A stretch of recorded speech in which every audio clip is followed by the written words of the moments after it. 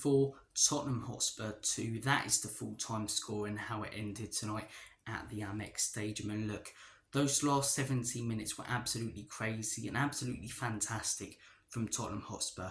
But it's not a 17-minute game of football. It's a 90-minute game of football and a 100-minute game of football tonight. And for the rest of the 83 minutes, we weren't good enough. And Brighton were. Brighton were at the races. They played better football than us. They were more clinical than we were. They missed some big chances, but we missed more big chances. And as I say, the fact that they pretty much dominated most statistics and had control of the game for longer periods than us meant that they went on to score 4 goals today, and we only scored 2.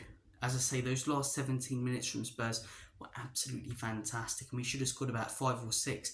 But it's not a 17-minute game, and all it made me think is, why didn't we play like that when it was 1-0 Brighton, even when it was 0-0, when it was 2-0 Brighton, even 3-0 Brighton in the 60th minute. It took us till the 83rd minute where it was far too late. Because the football, as I say, in those last 17 minutes were fantastic, but it is worrying that it took us to concede 4 goals to actually wake up and go, shit, we're playing terrible football. It's frustrating. It really is. Look, every defeat that we've had this season, we've come out of it with positives, which we weren't last season, the season before. And you've got to consider the context and look at it. And people call it excuses, but injuries really aren't an excuse. No Romero, no Mickey van den Ven, no Rodrigo Bentancur, no James Maddison, no Solomon, no Perisic. We're missing some of our most crucial first team players and squad players. And with those players, do we win tonight? In my opinion, yes. Do we win a lot of the games that we've lost and dropped points in? Yes. Are we still up there second or first in the league? Yes. But we could have done better than we did tonight as well. We could have done better, and the defending was just so poor. It really was. Royale, absolutely horrendous performance from him. Davies, it was one of his worst. Those two centre-backs, as I say, the drop-off compared to Romero and Mackie van den Ven, I just invented a player, but the drop-off compared to Romero and Mickey van den Ven, it's crazy. And it really does show that we need a centre-back early January. No mucking about Daniel Levy. Don't wait till January the 28th to sign a couple of late players.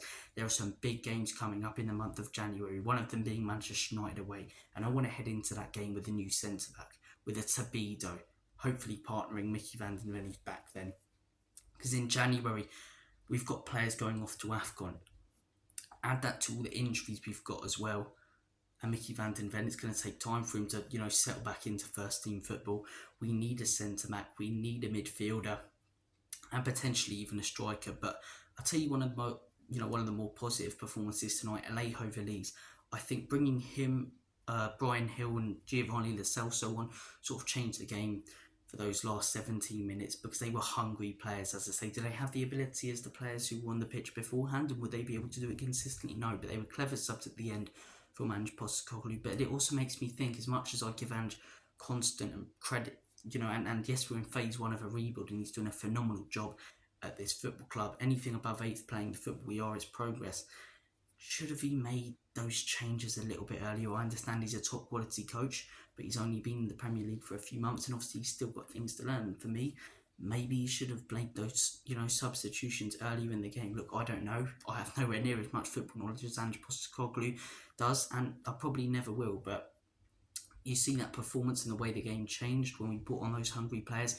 What if we did that when we went 3-0 behind? Did we concede that stupid penalty that we did that led to the 4th goal? I don't think so. But look, first 10 minutes we played quite well. Conceded that first goal, a fantastic strike. The second goal, stupid penalty to give away from Kulusevski. We had a 10-minute spell then at the beginning of the second half where we were a little bit better. But apart from that, until the end, we were poor. Great goal from a stupid and nothing we can do about that.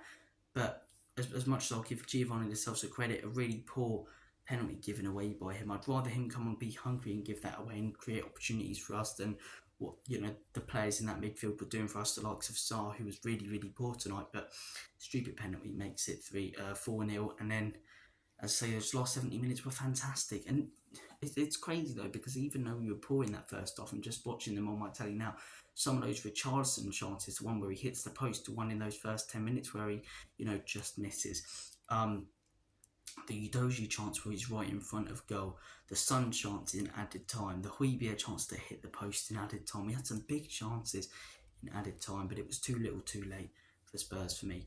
Moving on to the player ratings, Vicario, I'm going to give Vicario a 7 tonight. I thought, no, actually, I'm going to give him an 8. Yes, he conceded 4 goals, and some people might blame him, but the guy's one of the best goalkeepers in the league. He showed it against Everton and again tonight. We could have scored 7 goals, but at the same time, Brighton could have scored 8 or 9. Vicario, some fantastic saves. That Danny Welbeck save, where Brighton go for the dink as well, and he saves that. It's absolutely fantastic from Guglielmo Vicario, so I am going to give him an 8. The only reason I can't give him higher is because he did let in a couple of goals. And do excuse the cat, as I say, it's not like he's being treated badly here. He's asking for more treats, the greedy bugger. But look, moving on to the back four, you're not getting more treats, mate. I'm not in a good mood. Spurs lost. You've already had some tonight. Bugger off. Sorry about that. Udoji, I'm going to give a 7. I'm not sure there's much more he could have done tonight. Maybe could have done a little bit more with that strike, but I think he drove forward well and he was let down by the absolute dross that was next to him when it comes to the centre-back partnership. Porro, I'm going to give Pedro Porro I'm going to give him a 7 as well. Played some fantastic, mate. This cat's doing my head in here. Pedro Porro played some fantastic balls. Looked good at times in that game. I'm going to give him a 7.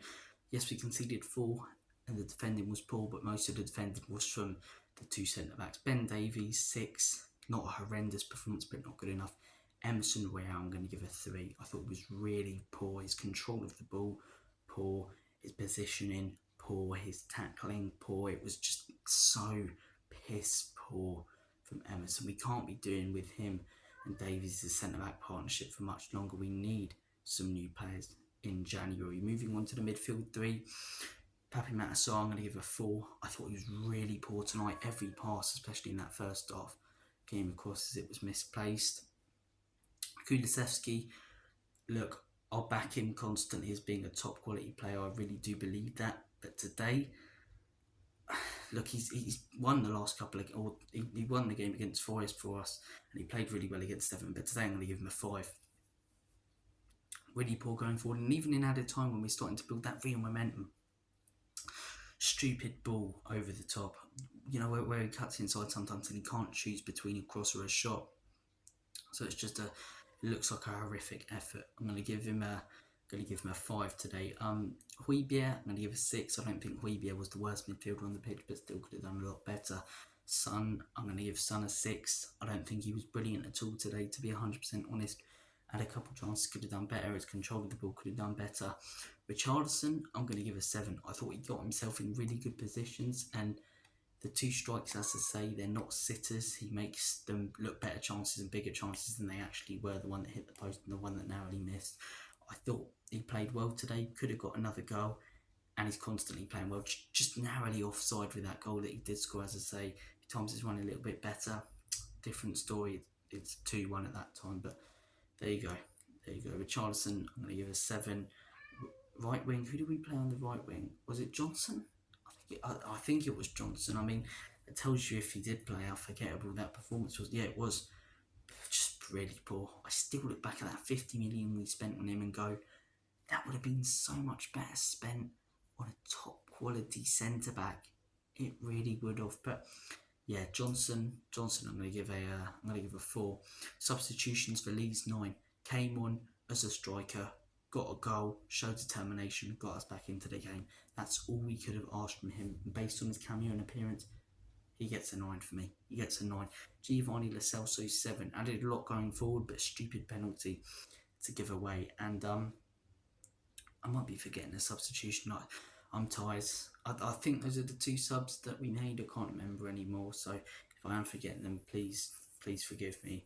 I'm just knackered. This is frustrating loss tonight. We've got a very, very tough game coming up at the Tottenham Hotspur Stadium against Bournemouth. Hopefully we can pick up all 3 points there, as I say, and get back on the right track. And as I'm recording this, West Ham are 2-0 up, so we don't know how that's going to end up. But as good as it is to see Arsenal lose, they're only 3 points off us. United, big win against Villa, 5 points off us. These teams who we built a big gap between with our last couple of defeats could start catching up again and are starting to catch up. So we need to get a win against Bournemouth, then on to Man United, which is a big game in January. Obviously, we got the FA Cup in between that. So, look, in every game that we've lost this season, there's still been little positives, and there have been tonight as well. Stuff to build on, but not the best night if you are a Spurs supporter. Thank you for watching this video. Take care, all the best, and as always, Comedy Spurs. Enoch can leave you out in Big Ange.